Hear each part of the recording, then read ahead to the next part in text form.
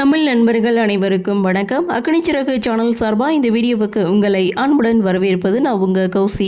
கார்த்திக் ரேவதி சீரியலுடைய இன்னைக்கு எபிசோடுக்கான ரிவ்யூ என்ன அப்படின்றத பார்க்கலாம். அதுக்கு முன்னாடி இதுவரைக்கும் நம்ம சேனலை நீங்கள் சப்ஸ்கிரைப் பண்ணலைன்னா பண்ணிக்கிறங்க. கூடவே இருக்க பெல் ஐக்கானையும் கிளிக் பண்ணி அதில் ஆல் அப்படின்ற ஆப்ஷனையும் கிளிக் பண்ணிக்கிறங்க. அப்போ தான் நான் போடக்கூடிய வீடியோ உங்களுக்கு உடனே நோட்டிஃபிகேஷனாக வரும். எபிசோடை பொறுத்த வரைக்கும் பாட்டி ரொம்ப சந்தோஷமாக இருக்காங்க. ஏன்னா 25 வருஷத்துக்கு அப்புறம் ராஜராஜன் இந்த ஊருக்கு குடும்பத்தோடு வரப்போகிறத நினச்சி பாட்டி ஒரு பக்கம் சந்தோஷப்படுறாங்க. இன்னொரு பக்கம் சாமுண்டீஸ்வரியுடைய பொண்ணுங்க சந்திரா இவங்க எல்லாரும் ஒரு கார்லையும், கார்த்தி, ராஜராஜன், மயில் வாகனம் இவங்க 3 பேர் மட்டும் இன்னொரு கார்லையும் வந்துட்டு இருக்காங்க. ஸோ அதே சமயம் காரில் வந்துட்டு இருக்கும்போது கார்த்தி, ராஜராஜன், மயில் வாகனம் இவங்க 3 பேருடைய கன்வர்சேஷன் அப்படின்னு பார்க்கும்போது ராஜராஜன், மயில் வாகனம் இவங்க 2 பேரும் உண்மை தெரிஞ்சால் என்ன ஆகும் அப்படின்னு சொல்லி பயப்படுறாங்க. ஆனால் கார்த்தி பார்த்திங்கன்னா 2 பேரையும் சமாதானப்படுத்துகிறாங்க. ஒன்றும் கவலைப்படாதீங்க, நீங்கள் 3 பேரும் ஒத்துழைச்சா போதும், கண்டிப்பாக இந்த பூஜையை நல்லபடியாக நடத்தி முடிச்சிடலாம் அப்படின்னு சொல்லி இவங்க 3 பேருடைய கன்வர்சேஷனை முடிக்கிறாங்க. அப்படியே சீனை கட் பண்ணால் சிவனாண்டி அதுக்கப்புறம் விருமன் இவங்க 2 பேரும் கோவிலில் மீட் பண்ணிக்கிறாங்க. சாமுண்டீஸ்வரியை இந்த கோவில் பூஜைக்கு வரவிடாமல் எவ்வளவோ தடுத்தாலும் இந்த பூஜைக்கு வர அவள் எப்படி சம்மதிச்சா அப்படின்னு சொல்லி இவங்க 2 பேரும் பேசிகிட்டு இருக்காங்க. அது மட்டும் இல்லை, ஸோ அந்த ராஜாவை பற்றி தான் பேசிகிட்டு இருக்காங்க. அதாவது பாட்டியோடைய பேரனை பற்றி விருமன் கிட்டே பேசிகிட்டு இருக்காங்க. சாமுண்டீஸ்வரி வீட்டு டிரைவரும் கொஞ்சம் எகத்தாலம் பிடிச்சவனாக தான் இருக்கான் அப்படின்ட்டும், இதுக்கெல்லாம் காரணம் அவன் தான் அப்படின்ற மாதிரியும் இங்கே சிவனாண்டி விருமன் கிட்ட சொல்ல, அப்போது விருமா அந்த கார் டிரைவர் யார் அப்படின்னு சொல்லி சிவனாண்டி கிட்ட விசாரிக்கிறாங்க. அப்போ தான் சிவனாண்டி மண்டபத்துக்கு வந்த விஷயத்தை பற்றியும், இந்த டிரைவரையா நீங்கள் உங்கள் பொண்ணுக்கு கல்யாணம் பண்ணி வைக்க போகிறீங்க அப்படின்னு சொல்லி பிரச்சனை பண்ணதை பற்றியும் இங்கே விருமன் கிட்டே சொல்கிறாங்க. ஆனால் விருமனுக்கு எதுவுமே ஞாபகம் இல்லை. நான் மண்டபத்துக்கு வந்தேனா, பிரச்சனை பண்ணனா அப்படின்னு சொல்லி திரும்ப சிவனாண்டி கிட்டே கேட்க, என்ன நீங்கள் ஒன்றுமே தெரியாத மாதிரி இப்படி பேசிகிட்டு இருக்கீங்க அப்படின்னு சொல்லி கேட்கும்போது, இல்லை அந்த டைமில் எனக்கு தலையில் அடிபட்டுருந்துச்சு, அந்த 4 நாள் நான் கொஞ்சம் அப்செட்டாக இருந்தேன், அதில் எல்லா விஷயங்களும் மறந்து போச்சு அப்படின்னு சொல்ல, சரி அதெல்லாம் விடுங்க, இந்த பூஜையை எப்படியாவது தடுத்து நிறுத்தணும், அதுக்கு என்ன பண்ணலாம் அப்படின்னு சொல்லி விருமன் கிட்டே சிவனாண்டி கேட்குறாங்க. அப்போ தான் விருமன் சொல்கிறாரு, என் சகலைக்கு ஃபோன் பண்ணியிருக்கேன், அவர் இந்த ஊர் லோக்கல் ஸ்டேஷனில் இன்ஸ்பெக்டராக இருக்கார், ஸோ அவர் வர்றேன்னு சொல்லியிருக்காரு அப்படின்னு சொல்லிட்டு, சரி அந்த சேதுபதி குடும்பம் வரத்துக்குள்ளேயும் நம்ம 2 பேரும் இங்கேருந்து கிளம்பிடலாம் அப்படின்னு சொல்லி சிவனாண்டி, விருமன் இவங்க 2 பேரும் அங்கேருந்து கிளம்புறாங்க. இவங்க கிளம்புனதுக்கு அடுத்த செகண்ட் பாட்டியுடைய என்ட்ரி. ஸோ பாட்டி கோவிலுக்கு வந்தாச்சு, அதாவது யாகம் நடக்கிற இடத்துக்கு நின்றுட்டுருக்காங்க.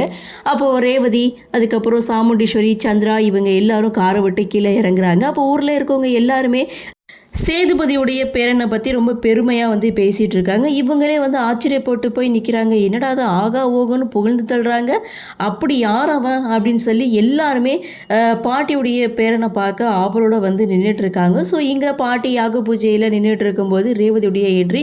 ஸோ ரேவதி மட்டும் இல்லை, ஒட்டுமொத்த குடும்பமும் அந்த இடத்துக்கு வராங்க. ஸோ நேராக பாட்டியை பார்த்து ரொம்ப சந்தோஷப்படுறாங்க. அந்த இடத்துல பாட்டியும் பார்த்திங்கன்னா வாங்க வாங்கன்னு சொல்லி வரவேற்க, அந்த இடத்துல பாட்டிக்கிட்ட சாமுண்டீஸ்வரி கொஞ்சம் கோவப்பட்டு பேச, அதை பார்த்து ரேவதி இங்கே ஏன் இப்படி முகத்தை சொல்லிக்கிற மாதிரி பேசிகிட்டு இருக்கீங்க, சைலண்ட்டாக இருங்கன்னு சொல்லி இங்கே ரேவதி ஒரு பக்கத்துடைய அம்மா கிட்டே பேச, ஸோ அந்த இடத்துல பாட்டி, உங்கள் பேரை யார், நான் உங்கள் பேரனை பார்த்ததே இல்லையே அப்படின்னு சொல்லி பாட்டியுடைய பேரனை பற்றி இங்கே பாட்டிக்கிட்ட விசாரிக்கிறாங்க.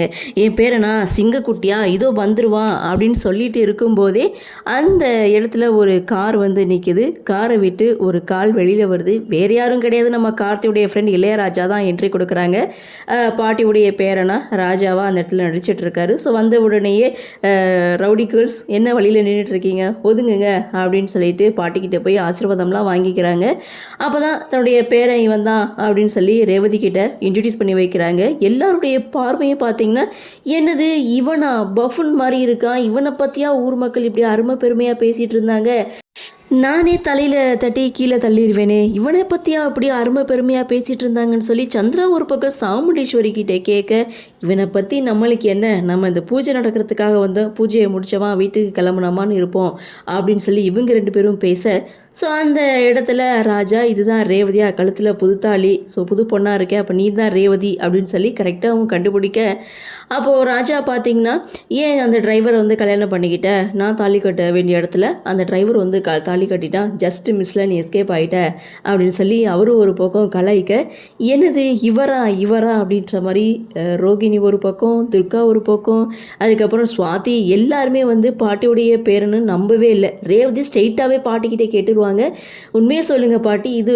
நிஜமாலே உங்கள் பேரனா அப்படின்னு சொல்லி கேட்க, ஆமாம் இவன் தான் என் பேரன் சிங்கக்குட்டி அப்படின்னு சொல்லி ராஜாவை பாராட்ட, இந்த பக்கம் பார்த்தீங்கன்னா கார்த்தி, ராஜராஜன், மயில்வாகனம் இவங்க 3 பேரும் கோவிலுக்கு என்ட்ரி கொடுக்குறாங்க. ஸோ 25 வருடம் கழித்து இங்கே முதல் முறையாக காலடி எடுத்து வைக்க ராஜராஜன் தரையை தொட்டு கும்பிட்டு, இது எல்லாமே ஒன்றால் தான்ப்பா நடந்ததுன்னு சொல்லி கார்த்தியை கையெடுத்து கும்பிடுறாங்க. அது மட்டும் இல்லை, மாட்டிக்கிட்டா பிரச்சனையாயிருமே அப்படின்ற பயம் ஒரு பக்கம் இருந்தாலும் ராஜராஜன் ரொம்ப சந்தோஷப்படுறாங்க. இப்படி எல்லாரும் பேசிகிட்டு இருக்க அந்த தருணம் கார்த்தியுடைய என்ட்ரி. ஸோ கார்த்தி வர்றாரு, இவர் தான் டிரைவரா, இவர் தான் நீ கல்யாணம் பண்ணியிருக்கியா, என்னுடைய பர்சனாலிட்டியில் பணத்தில் இது எல்லாத்துலேயுமே கம்மியாக தானே இருக்கார் அப்படின்னு சொல்லி இங்கே ராஜாவை கலாய்க்க எல்லாருமே செம்ம ஷாக் ஆகுறாங்க. அப்போ தான் ராஜா கார்த்தியை கூட்டிகிட்டு தனியாக போகிறாங்க. அங்கே வந்து 2 பேர் பாட்டிக்கிட்ட உங்கள் பேரன் யார் அப்படின்னு சொல்லி கேட்க, தோ நிற்கிறான் பாருங்கள் மூக்கு மொழியுமா, அவன் தான் என் பேரன் அப்படின்னு சொல்ல, உங்கள் பேரன் ரொம்ப வாட்ட சாட்டமாக மூக்கு மொழியமாக அழகாக இருக்கார், சுற்றி போடுங்கன்னு சொல்லிட்டு அவங்களும் போக, இதெல்லாம் கேட்ட சாமுண்டீஸ்வரி, சந்திரா இவன் ஒரு பஃபுன் மாதிரி இருக்கான், இவனை போய் எல்லாரும் புகழ்ந்து பேசுகிறாங்க அப்படின்னு சொல்லி இவங்க 2 பேருக்கும் பெரிய சந்தேகமாக வந்து பேசிகிட்டு இருக்காங்க. ஸோ அடுத்து பார்த்திங்கன்னா பாட்டி ரேவதியை தனியாக கூட்டிகிட்டு போகிறாங்க. கையில் ஒரு கயிறையும் கட்டி விட்றாங்க. இது என்ன கயிறு அப்படின்னு சொல்லி ரேவதி கேட்கும்போது, எனக்கு ஒரு அழகான கொள்ளு பேரனை பெற்று கொடு, அதுக்காக தான் நேர்ந்துக்கிட்டு இந்த கயிறை உனக்கு கையில் கட்டி விட்றேன் அப்படின்னு சொன்னதும் கொஞ்சம் ஃபீல் ஆகிட்டாங்க ரேவதி. இன்னொரு பக்கம் பாட்டி சொல்கிறாங்க, நீங்கள் சின்ன குழந்தைகளாக இருக்கும்போது தான் தூக்கி வளர்க்க எனக்கு கொடுத்து வைக்கல, உன் குழந்தைய நான் தான் வளர்ப்பேன் அப்படின்னு சொல்லி மனசில் பெரிய ஆசையோட பாட்டி அந்த கயிறை ரேவதி கையில் கட்டி விட்றாங்க. ஸோ இன்னொரு பக்கம் அப்படின்னு பார்த்தீங்கன்னா பூஜைக்கான ஏற்பாடுகள் எல்லாம் தடபுடலாக நடந்துகிட்டு இருக்குது. இதோட எபிசோடையும் முடிச்சிருக்காங்க. அடுத்து என்ன நடக்கும் அப்படின்ற ஒரு எதிர்பார்ப்போட இன்றைக்கி எபிசோடை முடிச்சிருக்காங்க.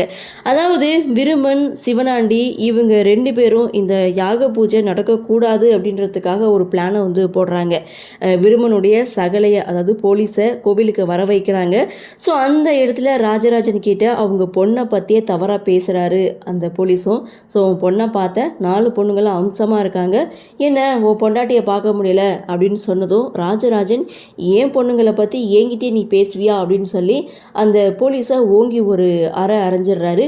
போலீஸ் மேலே நீ கை வைப்பியா அப்படின்னு சொல்லி ராஜராஜனை அரெஸ்ட் பண்ணி கூட்டிகிட்டு போகிறாங்க. இதை பார்த்த சிவனாண்டியும் விருமனும் ரொம்ப சந்தோஷப்படுறாங்க. நான் அந்த குடும்பத்தை பழி வாங்கிட்டேன் அப்படின்ற சந்தோஷத்தோடு அங்கேருந்து கிளம்பி போகிறாங்க. ஸோ இதோட இந்த ப்ரோமோவையும் முடிச்சிருக்காங்க. ஆக மொத்தம் சாமுண்டீஸ்வரி குடும்பம் இங்கே கோவிலுக்கு வந்தாச்சு. இன்னொரு பக்கம் யாக பூஜைக்கு ராஜராஜனை தேடிட்டு இருக்காங்க. இன்னொரு பக்கம் ராஜராஜன் கைதாகிட்டு ஸ்டேஷனில் கொண்டு போய் வைக்கிறாங்க. ஸோ அடுத்தடுத்து என்ன நடக்கும், என்ன மாதிரியான சுவாரஸ்யத்தோடு கதைக்கள நகர்வை கொண்டு வராங்க அப்படின்ற ஒரு எதிர்பார்ப்போட எபிசோடையும் ப்ரோமோவையும் கொடுத்துருக்காங்க. சரி, என்னதான் நடக்குது அப்படின்றத நாமளும் பொறுத்திருந்து பார்க்கலாம்.